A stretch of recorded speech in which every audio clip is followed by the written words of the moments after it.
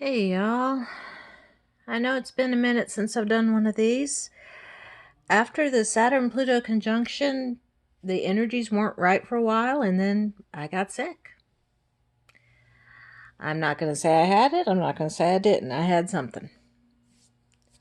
So, the question that I asked the cards today is how long are we going to be seeing these intensive measures being used to fight the virus? How long are we going to be stuck in quarantine? How long are we going to be having to self-isolate? How long until we can start resuming our lives? And the message I'm getting still's not promising.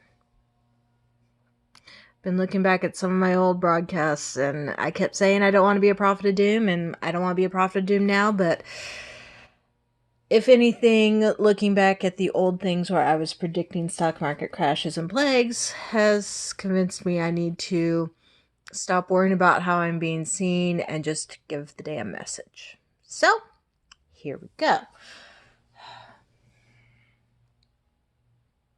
What we are seeing now, the methods that are being taken in the U.S. for self-quarantine, self-isolation, the things that worked in other countries and aren't working here because we waited so long to do them, they're benefiting someone. There is, God, I hate using this word. There's a cabal of people who are directly benefiting, not only from the shortages in personal protective equipment, not only from the fear, not only from the control that they are gaining over us. These people are benefiting from keeping us locked in our homes. They are benefiting from tanking the national economy. They are benefiting from what we are doing. These are the people who, when the stock market crashes even more, they'll be able to pick up stocks for pennies because they'll be the ones that still have money. These are the people who do not care how many of us normal folks they kill off in the process. They don't care how many of us die of starvation because we can't go to work. They don't care how many of us are suffering in our homes, how many of us are going to be facing eviction, how many of us are going to be having our utilities turned off. They just don't care. They got theirs. Fuck the rest of us. They're set. They have reached the point where they and their children and their children's children for generations to come will have more money than they can ever spend. And it's still not enough for these greedy fuckers. They still want more. They're still going to take every penny they can. And it's going to be at the expense of the deaths of millions of people. I'm calling it now. The coronavirus is going to kill about 2 million people. The after effects, the crashed economy, this mass starvation, the complete destruction of our infrastructure as our government collapses is going to kill a lot more. Before we even come close to coming back to normal, we're looking at a death toll in the tens of millions. We're not going to have enough places to bury the bodies when this is over, and I hate saying that, but that is what I'm being shown over and over again. There's reasons I haven't slept well. And these greedy motherfuckers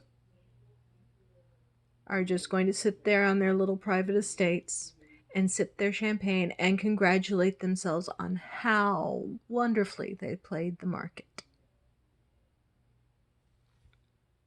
Tell you what, if I die of starvation, I'm going to find these fuckers from the afterlife and haunt the hell out of them. We are seeing the end of the world as we know it, and I know I've said that before. Yes, the REM song was right. It's the end of the world as we know it, but I don't feel fine. The collapse is coming, not just of the US government, but governments across the globe. And it's not going to be just because the populace doesn't trust the governments anymore. I mean, places like Germany, the government's doing a fantastic job. It's going to be there are not enough people left to keep the governments running the way they have been. There are not going to be enough people left to pull the levers. Right now, I just filed my taxes. I don't know when I'll get my return because, quite honestly, there aren't enough people working in the IRS to efficiently process them all anymore. There aren't enough people working in the State Department to keep our interactions running with other countries. The current administration came in with a stated goal of deconstructing the U.S. government, and damn, they've done a fine job of that.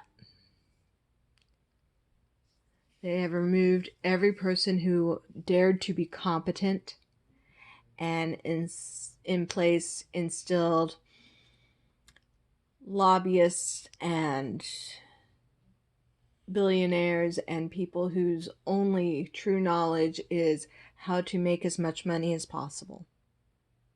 And that is not what is needed for a government to run. And because they did this, the government is collapsing. And that is going to cause people to die. There are people who cannot live without a strong governmental structure. The whole purpose of government is to take care of the populace. And when that is no longer being done, people die. And the first people who die are the most vulnerable. And being a disabled person myself who, spend a living dispensing knowledge instead of going after money, I fall in that most vulnerable category. I've made my peace with that. But damn, I want to be part of the change. There has got to be better. There is...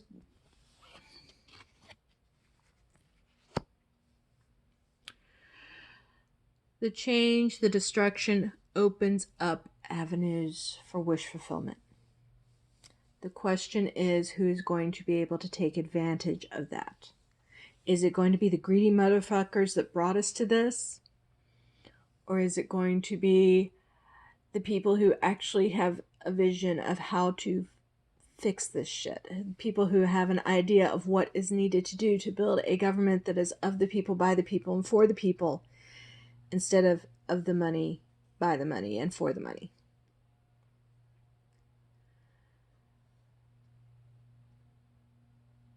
Who comes crawling out of the dust when everything collapses? Because those are going to be the survivors who rebuild. And what are their priorities going to be? Because at this point, I know what I'm hoping for. I don't know what it's going to be. Those survivors, the people who make it through this, not just through the virus, but through the collapse of the governments, the collapse of society afterwards. Yeah, I'm speaking to y'all that are going to live. You guys hold the key in your hand for making sure that this never happens again. You guys are the hope that something better can be built. Take the dreams of a crazy Jewish carpenter from New Hampshire and put them into action.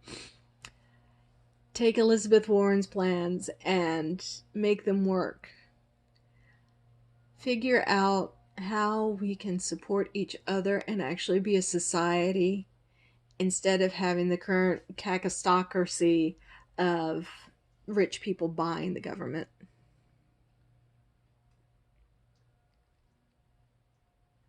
I'm also being shown this card in another light. There is going to be a cure developed. There is going to be... I know there's some people going to hate me for saying this. There's going to be a vaccine.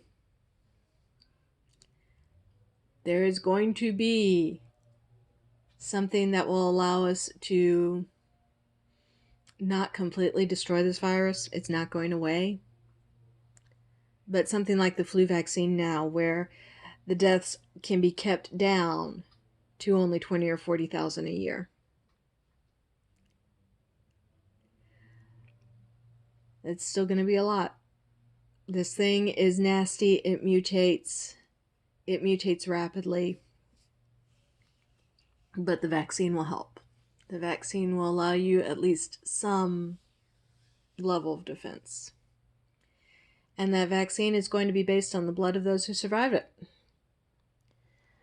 Do not be surprised if there comes out some sort of mandate that everyone has to be tested for antibodies in the serum of their blood.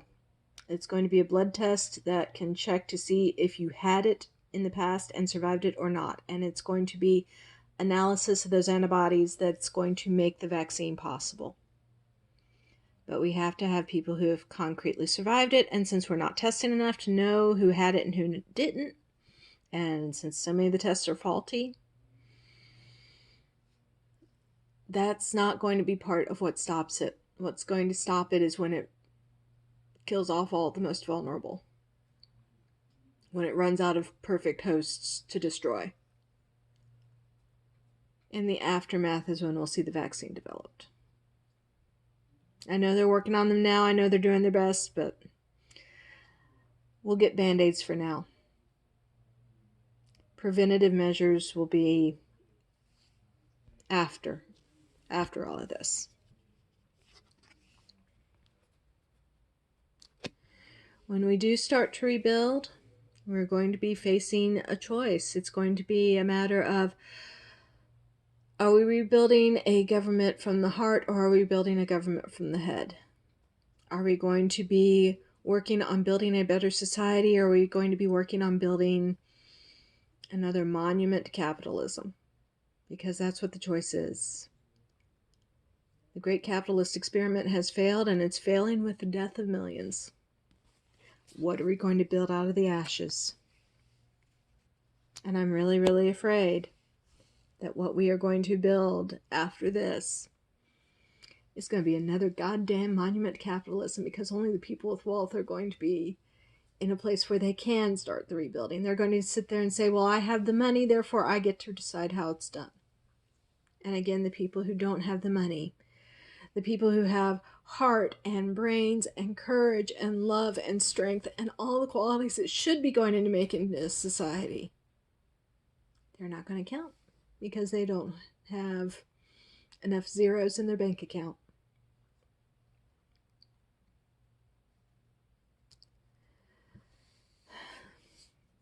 One thing I do see coming out of all this after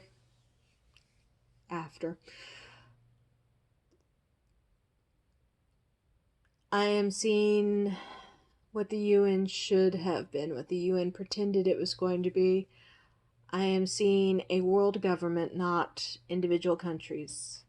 I mean, yes, individual countries will still exist for the day-to-day maintenance, for the managing of things, but there's going to be a world government that is controlled by a very, very few elite people. And those very few elite people are going to have a frightening amount of power. The emperor is the king that all the kings bow down to. And that is coming. It is coming very swiftly. And it is coming because it is the only thing that is going to make it possible for any semblance of a society to survive all of this. Whomever rises out of the ashes first and can restore the order will be the leader of this new world order. Whomever is prepared to take the reins and direct the chariot is who's going to be in charge when this is all over. Tell you one thing, it's not going to be the tangerine in DC right now. He can't control his own family, much less the government, much less the world. But there's a lot of wannabe dictators out there that are going to make a bid for it. Unless this virus strikes them down, they will make a bid for it. I don't know if it's going to be Erdogan. I don't know if it's going to be Kim in his poisoned palace. I don't know who it's going to be, but there's a lot of people that it shouldn't be because they would simply use it to destroy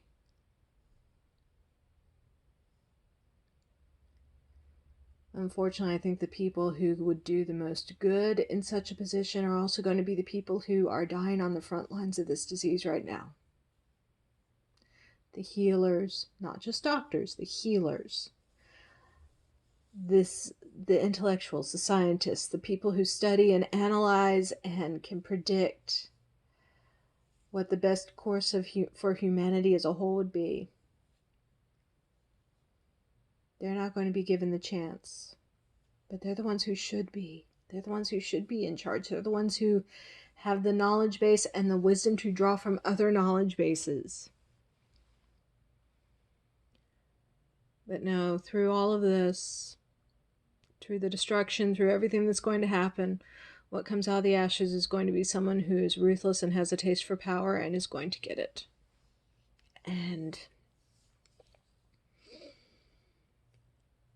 at that point, we can only hope and pray that it's someone who's merciful, because if it's someone who isn't, we're all going to die.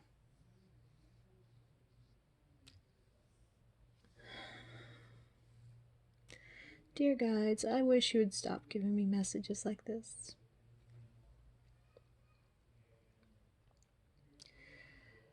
As much as I hate to say it, as much as I'm seeing fear and panic being a thing already, it's getting worse.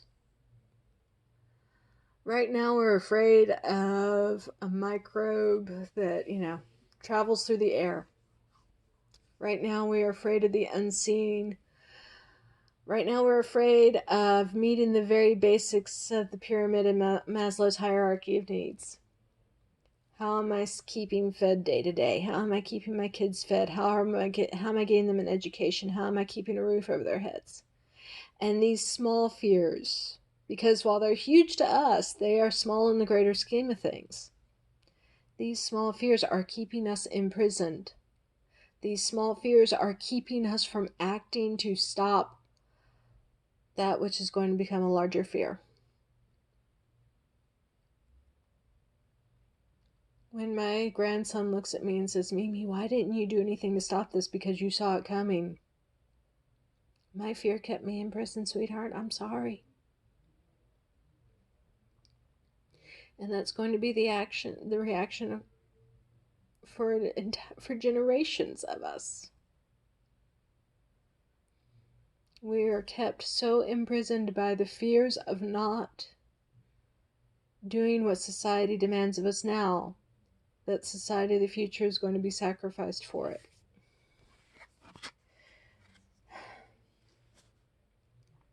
Y'all can't see this, but I've got tears on my face right now.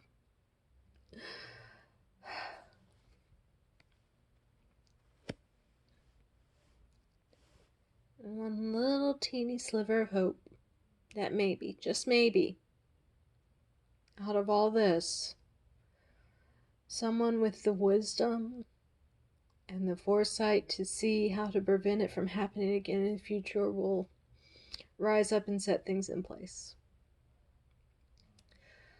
After the Great Depression, after the destruction of the Dust Bowl, after everything fell apart, FDR got the New Deal put in place and created an incredible infrastructure from it.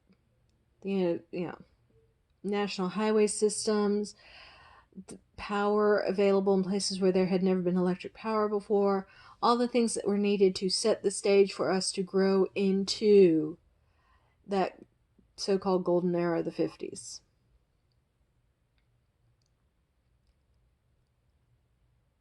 We are going through destruction right now. We are going through the ultimate destruction of everything.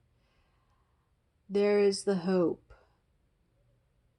that somehow out of this we will get a leader who is willing to lead us into rebuilding better, who is willing to actually take care of people and provide us with what we need to be able to grow into the society that FDR envisioned, the society that we should have been, without the racism and the marginalization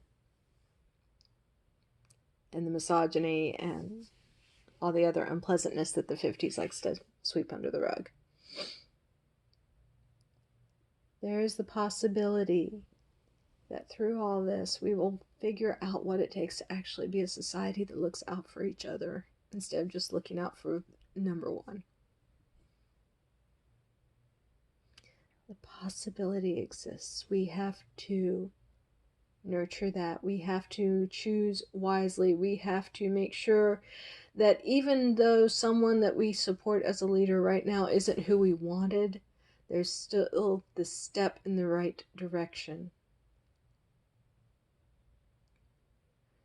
This is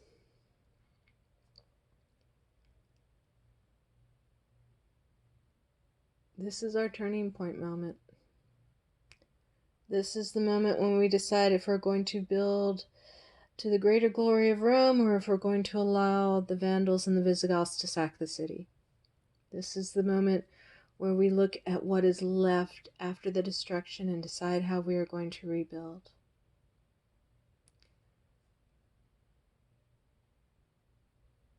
I hope enough of us make it through this to be able to, but the numbers aren't going to be good.